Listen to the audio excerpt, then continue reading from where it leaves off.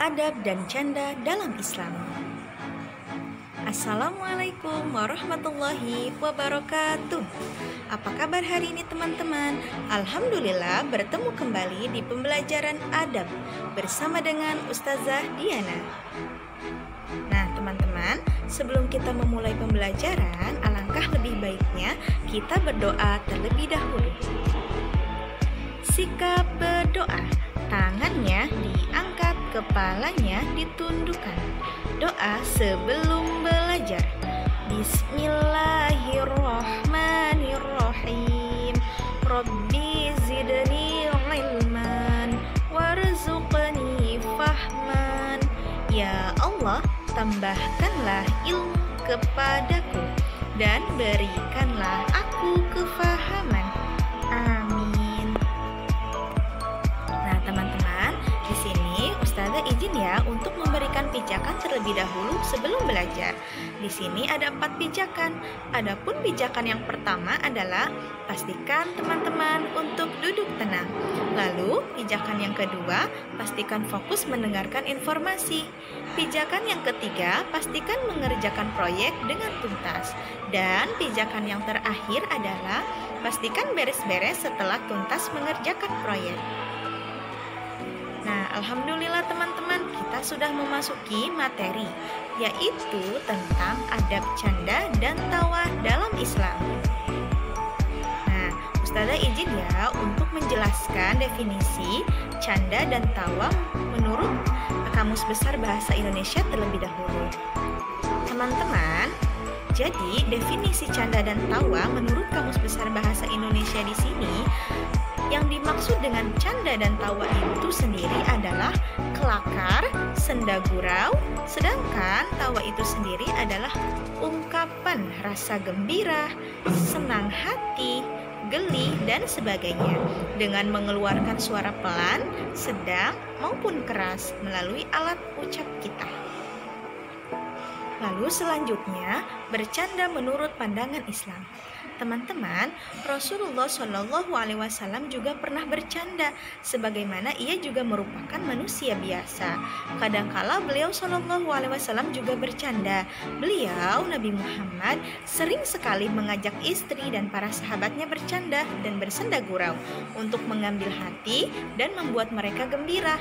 Namun, canda beliau Shallallahu Alaihi Wasallam tidak berlebih-lebihan, tetap ada batasannya. Bila tertawa, beliau Shallallahu Alaihi Wasallam tidak pernah melampaui batas, tetapi hanya tersenyum. Nah, begitu pula, meski dalam keadaan bercanda, beliau tidak berkata kecuali perkataan yang benar, sebagaimana yang telah dituturkan Aisyah radhiyallahu anha di dalam hadisnya, yang artinya adalah, aku belum pernah melihat Rasulullah Shallallahu Alaihi Wasallam tertawa terbahak-bahak hingga kelihatan lidahnya, namun beliau hanya tersenyum. Nah, selanjutnya di sini ada adab canda dan tawa. Canda dan tawa merupakan salah satu hal yang diatur dalam Islam. Adab canda dan tawa di sini diantaranya adalah yang pertama, jangan melewati batas. Sebagian orang sering sekali kebablasan dalam bercanda hingga melanggar norma-norma. Dia mempunyai maksud buruk dalam bercanda sehingga bisa menjatuhkan wibawa dan martabatnya di hadapan manusia. Orang-orang akan memandangnya sangat rendah, teman-teman, karena ia telah menjatuhkan martabatnya sendiri dan tidak menjaga wibawanya. Terlalu banyak bercanda akan menjatuhkan wibawa seseorang. Begitu juga dengan terlalu banyak tertawa akan dapat membuat hati kita menjadi mati. Selanjutnya teman-teman, adab yang kedua adalah jangan bercanda dengan orang yang tidak suka bercanda. Ya, terkadang ada orang yang bercanda dengan seseorang yang tidak suka bercanda ataupun tidak suka dengan candaan orang tersebut. Hal itu tentu akan menimbulkan akibat buruk. Oleh karena itu, lihatlah dengan siapa kita hendak bercanda. Nah, lalu adab yang ketiga yaitu tidak bercanda dalam hal agama. Nah, teman-teman, perlu teman-teman ketahui ya, dalam hal agama ada beberapa kondisi yang tidak sepatutnya kita untuk bercanda. Misalnya, dalam keadaan sholat, kita dilarang untuk bercanda. Kemudian kemudian bercanda dengan menggunakan ayat-ayat Al-Quran dan hadis, ataupun bercanda dengan menjelek-jelekan Nabi Allah Subhanahu wa Ta'ala. Nah, hal tersebut tentu tidak sesuai dengan adab canda dan tawa yang telah diatur dalam Islam. Selanjutnya, teman-teman, hindari candaan yang membuat teman kita tidak nyaman, sebagaimana Rasulullah SAW bersabda, ya, bahwa Rasulullah juga sering sekali bercanda dan menggoda Aisyah radhiyallahu anha. Suatu kali beliau SAW berkata kepadanya, "Aku tahu kapan engkau suka kepadaku dan kapan engkau marah kepadaku." Lalu Aisyah dalam kurung di sini menyahutnya, "Dari mana engkau tahu, wahai Rasul?" Lalu Rasulullah pun berkata, "Kalau engkau suka kepadaku, engkau akan mengatakan tidak demi Rabbmu Muhammad. Lalu, dan kalau engkau marah kepadaku, biasanya Siti Aisyah mengatakan tidak demi Rabb Ibrahim." Aku, Aisyah di dalam kurung sini, adalah menjawab, "Benar, demi Allah, tidaklah aku menghindari melainkan namamu saja." Nah, selanjutnya teman-teman, pastikan untuk hindari bercanda dengan kata-kata yang bohong atau dusta, sebagaimana hadis Rasulullah SAW tentang dilarangnya bercanda dengan menggunakan kata-kata yang dusta atau bohong. Di sini Rasulullah berkata, "Celakalah bagi yang berbicara lantas berdusta hanya karena ingin membuat suatu kaum tertawa. Celakalah dia, celakalah dia." Nah, di dalam hadis ini Rasulullah sangat menegaskan sampai mengatakan 3 kali kata celaka. Ya, ini menjadi pertimbangan untuk kita dalam hal bercanda, maka hindarilah bercanda dengan kata-kata yang bohong atau dusta. Lalu teman-teman, selanjutnya di sini ada contoh kegiatan ya yang menggambarkan adab dan canda tawa dalam Islam.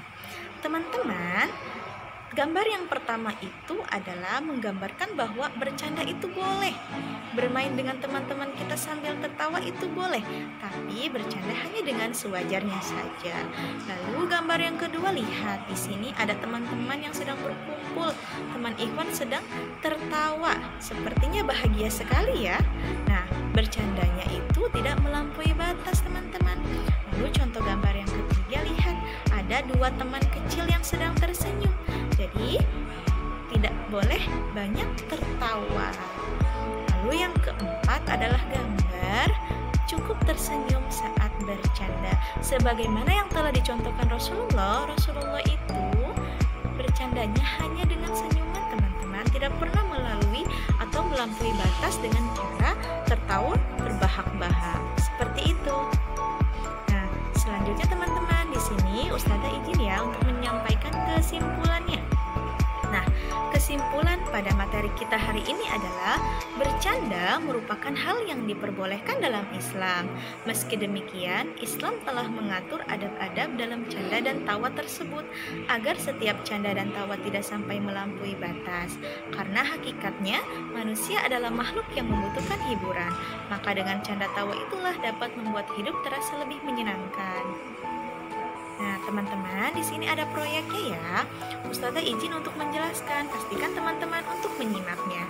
1, proyeknya yaitu menyebutkan dan mempraktikkan 2 adab yang harus ditunjukkan teman-teman ketika bercanda dan tertawa dalam Islam. Ya, adapun langkah-langkahnya, yang pertama, teman-teman silahkan sebutkan. Ya, sebutkan dan praktikkan 2 adab ketika bercanda dan tertawa dalam Islam. Lalu yang kedua, ayah atau bunda teman-teman membantu merekam atau memvideokan kegiatan teman-teman pada saat menyebutkan dan mempraktikkan adab ketika bercanda dan tertawa dalam Islam.